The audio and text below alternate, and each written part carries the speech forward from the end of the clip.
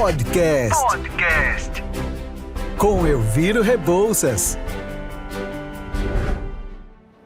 Bom dia aos empresários do Rio Grande do Norte, dirigentes da FCDL, de todas as CDLs do Rio Grande do Norte, aos meus amigos e minhas amigas. Esse é o podcast número 63, do dia 1º de junho de 2022. Chegamos em junho, mês de Santo Antônio, São João e São Pedro. Chuva copiosa no Nordeste, deixando alegria em todo o polígono das secas e levando tristeza pelos desabamentos que acontecidos entre Olinda, Recife, Jaboatão do Guararapes, Paulista, no grande entorno do Recife, capital de Pernambuco, onde 106 pessoas, até ontem, dia 31 de maio, tinham sido mortas pelo deslizamento dos morros, das encostas, pelo excesso de chuva naquela região.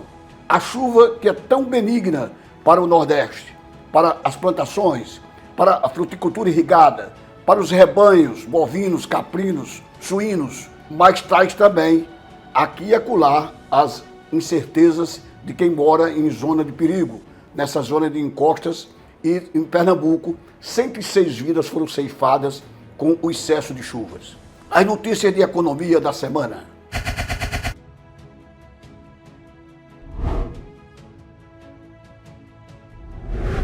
O IGPM desacelera para 0,52% em maio e acumula uma alta de 10,72% em 12 meses.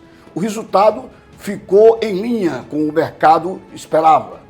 E, segundo o IBGE, o Índice Geral de Preços do Mercado, o IGPM, realizou esse percentual durante o mês de maio para corrigir os contratos de aluguel de imóveis e arrefeceu a 0,52% em maio, após uma alta de 1,41% em abril, informou a Fundação Getúlio Vargas.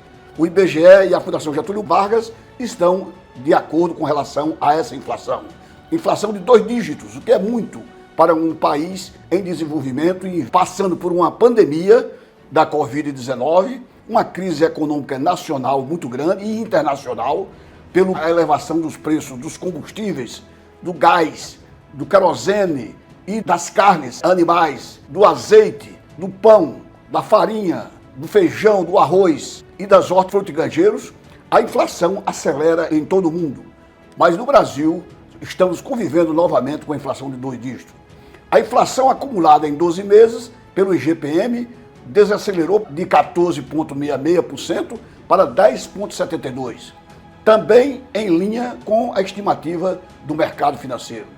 Neste ano, o indicador acumula uma alta de 7,54% em 5 meses. O cálculo do IGPM leva em conta a variação de preços de bens e serviços, bem como de matérias-primas utilizadas na produção agrícola, industrial, construção civil e bastante associada no seu desenvolvimento econômico. A desaceleração em maio foi puxada pelo índice de preços dos produtos amplos. Em abril tinha sido 1,45%. O índice de preços no atacado acumula uma variação de 10,82% em 12 meses. O índice de preço ao consumidor, IPCM, por sua vez, passou de 1,53% para 0,35% na margem de maio da inflação acumulada, portanto, faz perigo que voltemos a conviver com tamanha indignidade para assaltar o bolso do brasileiro, necessariamente daqueles mais humildes e que ganham até 3 salários mínimos. O Índice Nacional de Custo da Construção, o INCC, avançou 0,87% para 1,49%, conforme já divulgado pela Fundação Getúlio Vargas. A alta acumulada do INCC em 12 meses é de 11,20%.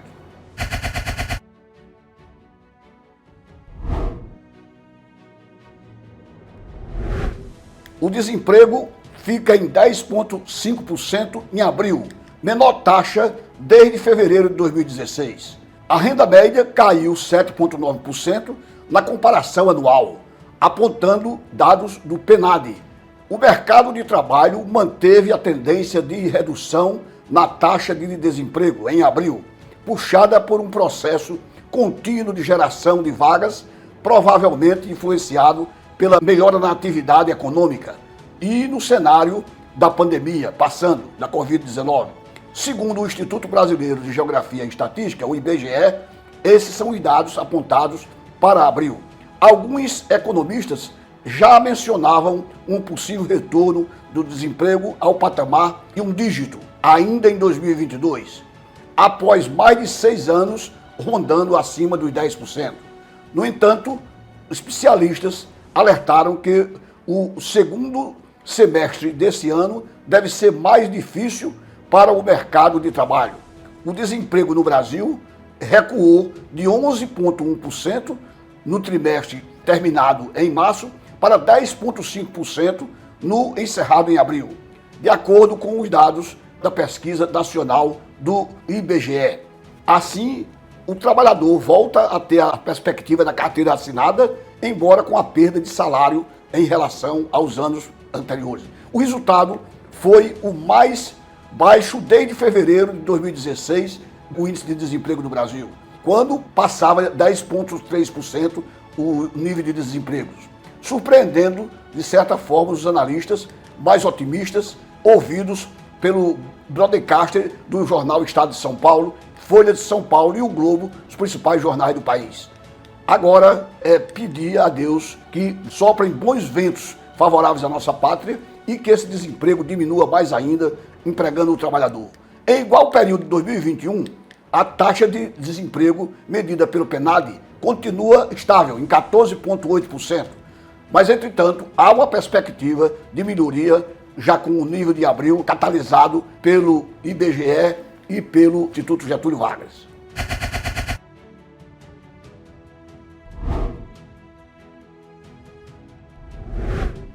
As contas públicas fecham em azul de 38,9 bilhões, recorde para abril. No acumulado de 12 meses, o superávit primário foi de 137 bilhões de reais, equivalente a 1,52% do PIB nacional. O Banco Central divulgou ontem, dia 31, terça-feira, que as contas do governo federal, estados e municípios fecharam no azul 18 bilhões e 900 milhões de reais em abril. Trata-se do melhor resultado para a série histórica do Banco Central iniciada em outubro de 2001. O superávit primário não inclui os gastos com pagamentos de juros, ocorreu acima da maioria das expectativas do mercado financeiro nacional. Portanto, o Brasil superavitário é o que todos nós desejamos. No acumulado do ano, até abril, as contas do setor público acumulam um índice superavitário de 148 bilhões de reais, o equivalente a 4,74% do Produto Interno Bruto, PIB, que é toda a riqueza na indústria, no comércio, na agropecuária que o Brasil produz. O resultado também é recorde no mesmo período do ano passado, com um saldo positivo das contas públicas nacionais, somando 73 bilhões e 900 milhões de reais.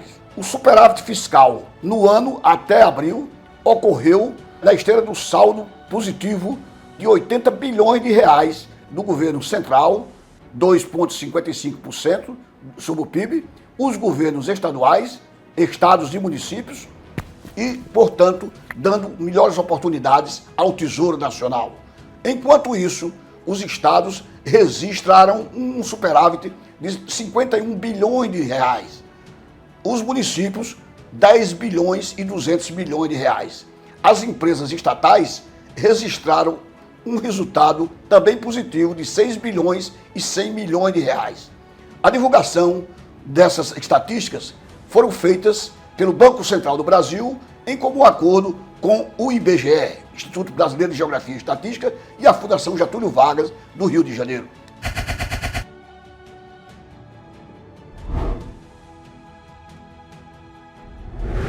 Ontem terminou o prazo para a entrega das declarações do imposto de renda. No Brasil, a Receita Federal contabilizou o recebimento de mais de 30 milhões de declarações de imposto de renda pessoa física.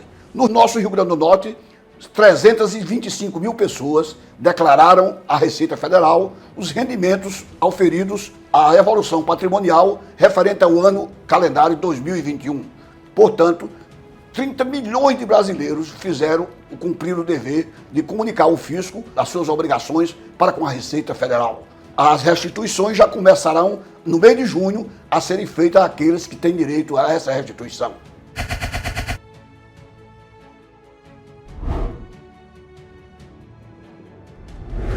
A inflação na zona do euro bate novo recorde e reforça para perspectivas do acumulados dos juros pelo Banco Central Europeu. Preços dos 19 países que compartilham o euro subiram 8,1% em maio, ante 7,4% em abril. A inflação da zona do euro, portanto, 8,1% anualizada em 12 meses, atingindo um novo recorde em maio, desafiando, inclusive, o Banco Central Europeu e os governos de tantos países. Os aumentos são diversos, de combustíveis, de alimentos, de abastecimentos diversos, de frutas e, principalmente, de ensino e também de vestuário. É que, com a guerra cruenta entre a Rússia e a Ucrânia, muitos países da Europa foram pegados desprevenidos, inclusive para o abastecimento de combustíveis, onde a Rússia impera da Europa como uma grande produtora de petróleo e de abastecimento da própria Europa, de todos os países, a começar da Alemanha, que é a maior economia da Europa. A inflação nos 19 países que compartilham o euro acelerou para 8,1% em maio, ante 7,4% em abril, anualizada, o que é, sinceramente, para países civilizados de primeiro mundo, uma grande conturbação no que diz respeito à economia. Portanto, a inflação que assola o bolso do brasileiro também se faz da Europa, na Ásia, na África, na Oceania e na América, de uma maneira geral. É um problema mundial, cravados pela pandemia, a guerra entre a Rússia e a Ucrânia e os problemas econômicos surgidos a partir dela. Peçamos a Deus dias melhores para todos nós.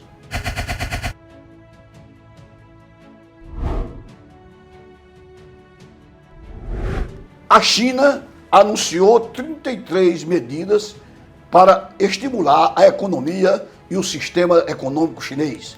Entre outras medidas, o governo ordenou aos seus municípios que não ampliem as restrições às compras de automóveis e já anunciou que reduzirá os impostos sobre a compra de transporte de veículos e de pequeno e médio porte.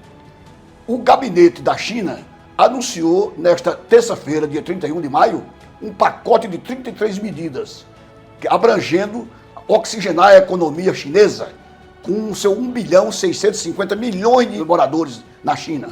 E a maior economia da Ásia e a segunda maior do mundo, só perdendo para os Estados Unidos da América. O pacote de estímulos que foi indicado pelo Conselho de Estado da China em uma reunião de rotina nessa semana, ressaltou a mudança em Pequim em direção ao crescimento econômico depois que as medidas do controle da pandemia afetaram a economia chinesa e ameaçaram a meta de crescimento de 5,5% prevista para este ano de 2022 na China. Para reativar e reviver o investimento e o consumo, o governo chinês ordenou aos municípios que não ampliem as restrições de compras de automóveis, de bens de consumo, de eletrodoméstico, de uma maneira geral, para fazer com que as cotas de propriedade de automóveis possam ser capitalizadas pelo mercado chinês, ele que tem o segundo maior parque de montadora de veículos do mundo.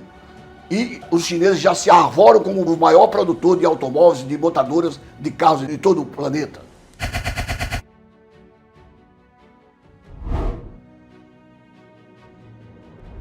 O consumo de serviços pelas famílias está no patamar de 4,15%, superior à pré-pandemia, diz a Fundação Getúlio Vargas.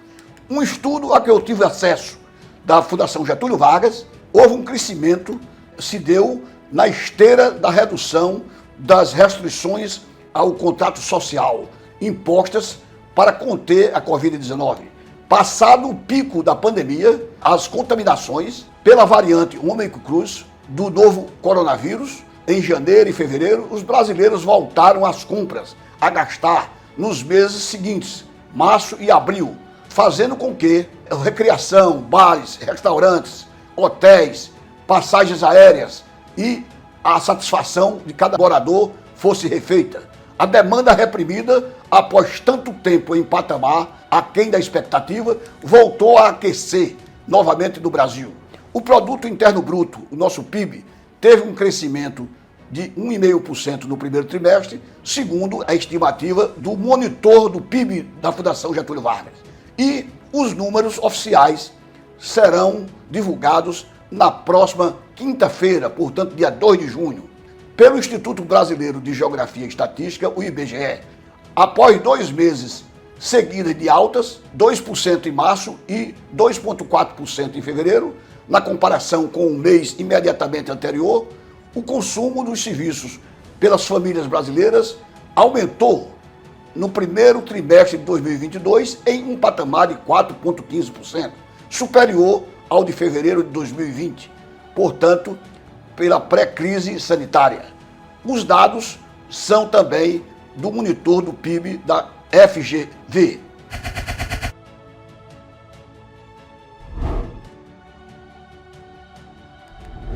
A Bolsa de Valores de São Paulo encerrou ontem, dia 31 de maio, com uma alta de 0,28%, aos 111.480 pontos. O dólar americano cotado a R$ 4,75. O mês de maio foi positivo em mais de 3% para os que investem em ações. E o dólar americano também teve uma redução em maio de mais de 3%.